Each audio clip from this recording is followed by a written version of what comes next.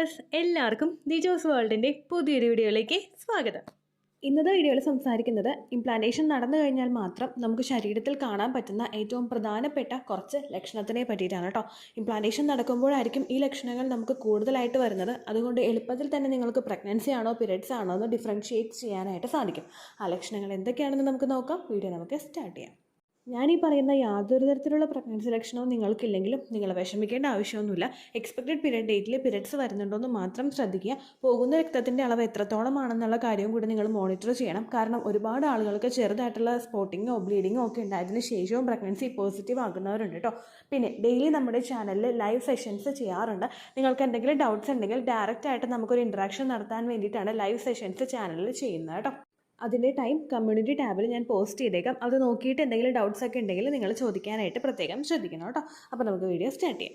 ഇന്നത്തെ വീഡിയോയിൽ സംസാരിക്കുന്നത് ഇംപ്ലാന്റേഷൻ നടന്നു കഴിഞ്ഞാൽ മാത്രം നമുക്ക് ശരീരത്തിൽ കാണാൻ പറ്റുന്ന ഏറ്റവും പ്രധാനപ്പെട്ട കുറച്ച് ലക്ഷണത്തിനെ പറ്റിയിട്ടാണ് കേട്ടോ.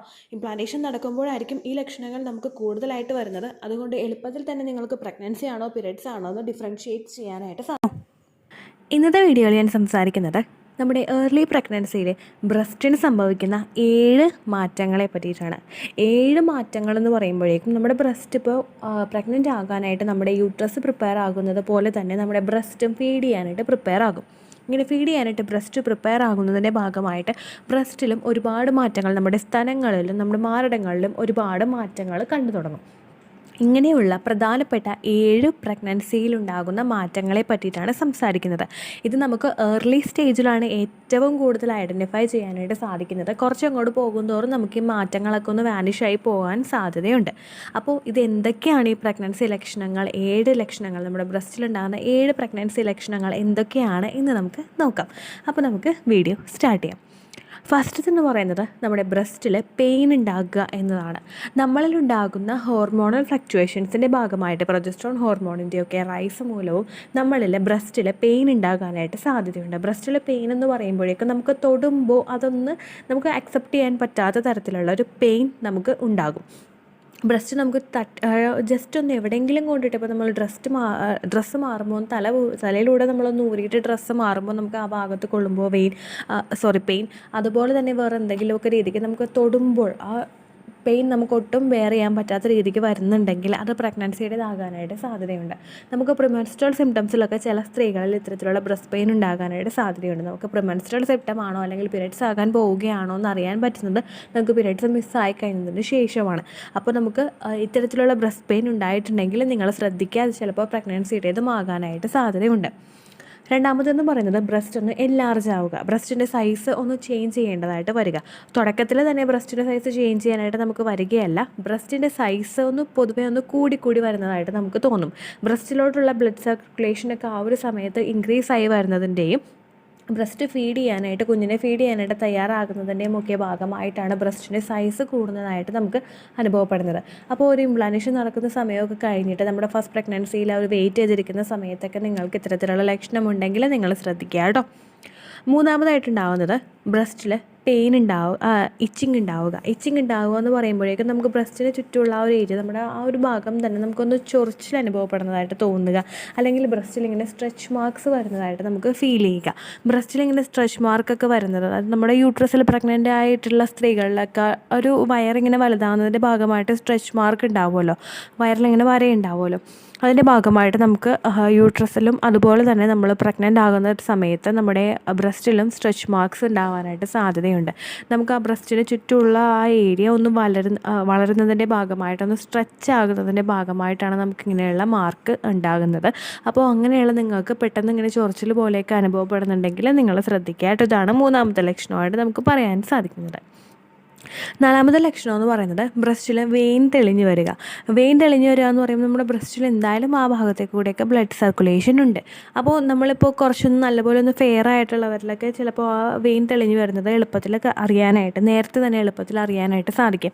അങ്ങനെയല്ല നമുക്ക് വെയിനൊന്നും പെട്ടെന്നൊന്നും പ്രത്യക്ഷത്തിൽ കാണുന്നില്ല എങ്കിൽ പെട്ടെന്ന് നിങ്ങൾക്ക് വെയിൻ തെളിഞ്ഞു വരികയാണെങ്കിൽ അതിനർത്ഥം അതിലൂടെയുള്ള ബ്ലഡ് സർക്കുലേഷൻ നല്ല ഫോഴ്സിൽ പോകുന്നുണ്ട് എന്നാണ്. അങ്ങനെ ഫോഴ്സിൽ ആ ഒരു ബ്ലഡ് സർക്കുലേഷൻ പോകുന്നതിൻ്റെ ഭാഗമായിട്ട് നമുക്ക് ആ ഒരു ഗ്രീൻ കളറുള്ള വെയിൻ അതല്ലെങ്കിൽ ഇപ്പോൾ ലൈറ്റ് ആയിട്ടുള്ള ഒരു ബ്ലൂ കളറുള്ള ഒരു വെയിൻ നമുക്ക് തെളിഞ്ഞു വരുന്നതായിട്ട് കാണപ്പെടാനായിട്ട് സാധിക്കും.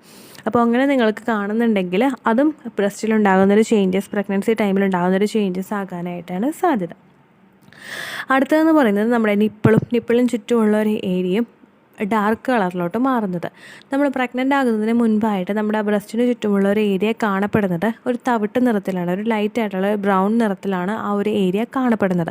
പക്ഷേ പ്രഗ്നൻ്റ് ആകുന്നതിൻ്റെ ഭാഗമായിട്ട് നമ്മളിലുണ്ടാകുന്ന ഹോർമോണൽ വ്യതിയാനങ്ങളുടെ ഭാഗമായിട്ടും നമുക്ക് ആ ഒരു ചുറ്റുമുള്ള ഏരിയ ബ്ലാക്ക് കളറിലോട്ട് മാറാനായിട്ട് സാധ്യതയുണ്ട്. അതല്ലെങ്കിൽ ബ്രൗണിൻ്റെ തന്നെ ഭയങ്കര ഡാർക്കായിട്ടുള്ളൊരു ബ്രൗണിലോട്ട് ആയിട്ട് മാറാനായിട്ട് സാധ്യതയുണ്ട്. പലരും തന്നെ പ്രഗ്നൻസിയിൽ ഉണ്ടാകുന്ന ഏറ്റവും കൂടുതൽ കോമൺ ആയിട്ട് കാണുന്ന ഒരു ലക്ഷണമാണ് ഇങ്ങനെ കളറിൽ ചേഞ്ച് വരുന്നത് കേട്ടോ.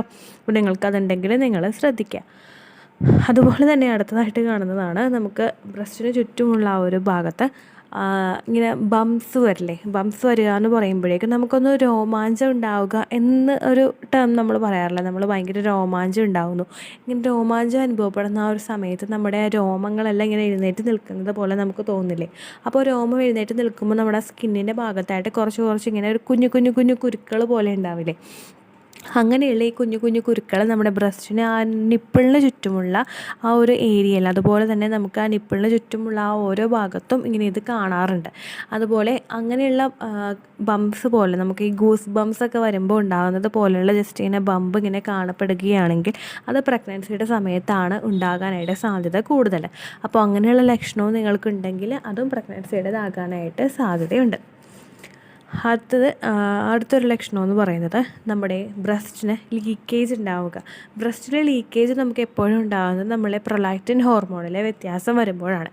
ഈ പ്രൊലാക്റ്റിൻ ഹോർമോൺ നമ്മൾ ആ ഒരു ഫീഡ് ചെയ്യുന്ന സമയത്തും, ബ്രസ്റ്റ് ഫീഡ് ചെയ്യുന്ന അമ്മമാരിലും അതുപോലെ പ്രഗ്നൻസി ആയിട്ടുള്ള അമ്മമാരിലും ഒക്കെ ഈ പ്രൊലാക്റ്റിൻ്റെ ഹോർമോൺ ലെവൽ കൂടാനായിട്ട് സാധ്യതയുണ്ട്.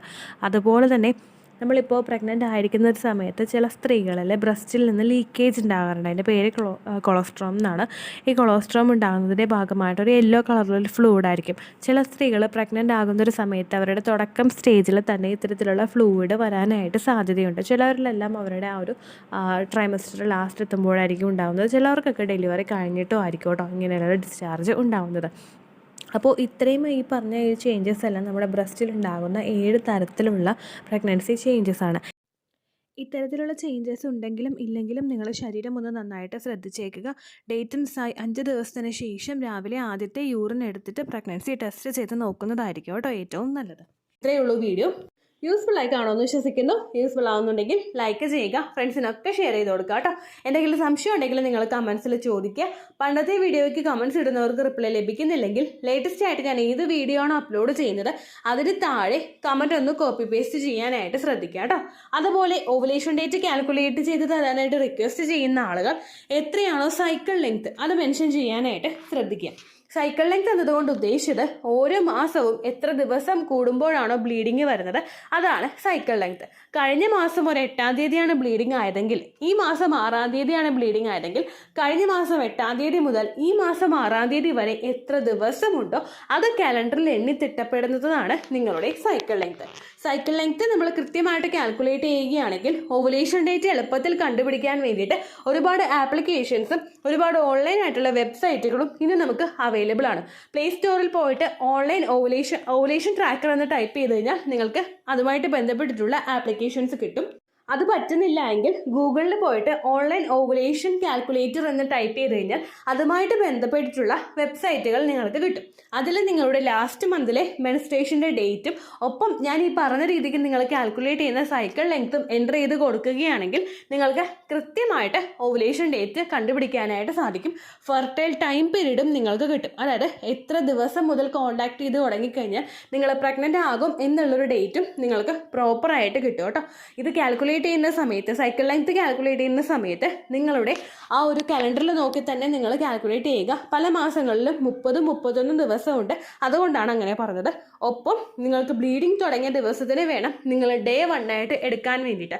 സ്പോട്ടിങ് തുടങ്ങിയ ദിവസത്തിനെ, അതായത് ചെറുതായിട്ട് ഡിസ്ചാർജ് പോയി തുടങ്ങിയ ദിവസത്തിനെ നിങ്ങൾ കൺസിഡർ ചെയ്യേണ്ട ആവശ്യം ഇല്ല കേട്ടോ. അപ്പോൾ ഇത്രയേ ഉള്ളൂ വീഡിയോ. അടുത്തൊരു വീഡിയോ ആയിട്ട് നമുക്ക് വീണ്ടും കാണാം. ബൈ.